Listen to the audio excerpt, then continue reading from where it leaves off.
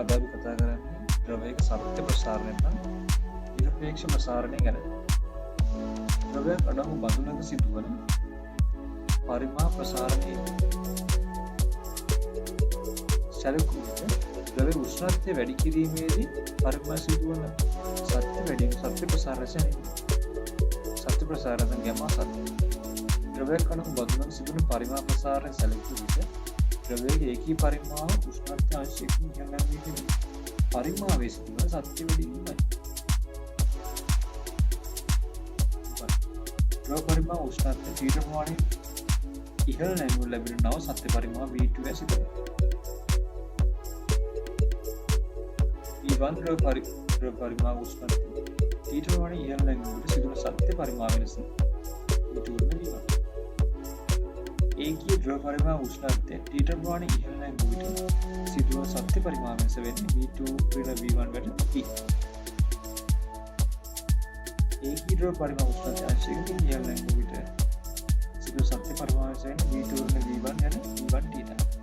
මේ ගැමා සත්‍ය සමානයි V2 V1 V1 θ.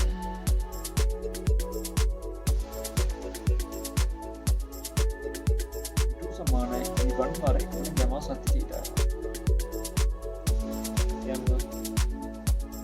V2 V1 සමානයි V1 ගැම්මා සත්‍ය θ. නමුත් අපි දන්නවා V2 V1 කියන්නේ පරිමාව වෙනස ඩෙල්ටා V. සත්‍ය පරිමාව වෙනස. ඩෙල්ටා V සමානයි V1 ගැම්මා සත්‍ය θ වෙනවා. ගැම්මා සත්‍ය V2 V1 V1 θ නිසා ගැම්මා සත්‍ය ඒකක වෙන්නේ අවසානයේ මේ ඝන මීටර කැපිලා කෙල්වින්ට නැත්නම් සෙල්සියස් අංශකයට. ද්‍රවයක සත්‍ය ප්‍රසාරණය හා දෘශ්‍ය ප්‍රසාරතාවය අතර සම්බන්ධය. එනම් ගැමා සත්‍ය සමානයි ගැමා දෘශ්‍යද ගැමා භාජනය බව.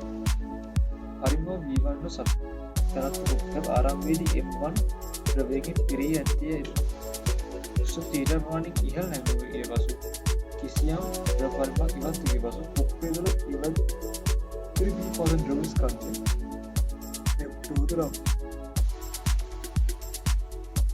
ये नव परिमाण V2 ऐसे D1 D2 B1 B2 M1 M2 D2 वाणी यह नाम अवस्था में ද්‍රවයන් घनत्व D1 हा D2 නම් D සමාන M වෙදීම V ට අනුව D1 සමාන M V1 D2 සමාන M2 වෙදීම V2. තව ද්‍රව්‍ය සමාන D1 සමාන D2 වාර එතන ගැමා සත්‍ය θ වෙනවා. ආදේශ කරමු D1 කියන M1 යට B1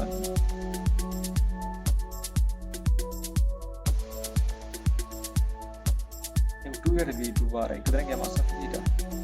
B2 සමාන B1 වාර එකතර ගැමා සත්‍ය θ. අපිට ලැබෙනවා ගැමා සත්‍ය සමානයි M1 යට M2 යට M2 θ. දාන M1 ගැමා භාජනය දන M2.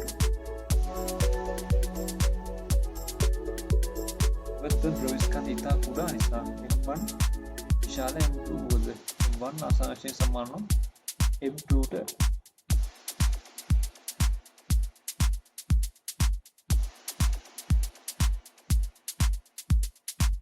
M1 M2ට M2 θ ගැමා සත්‍ය නිසා ගැමා සත්‍ය සමානයි ගැමා දෘශ්‍යදන ගැමා වාජනය. ගැමා සත්‍ය සමානයි ගැමා දෘශ්‍යදන 3යි ඇල්ෆා වාජනය වෙනවා.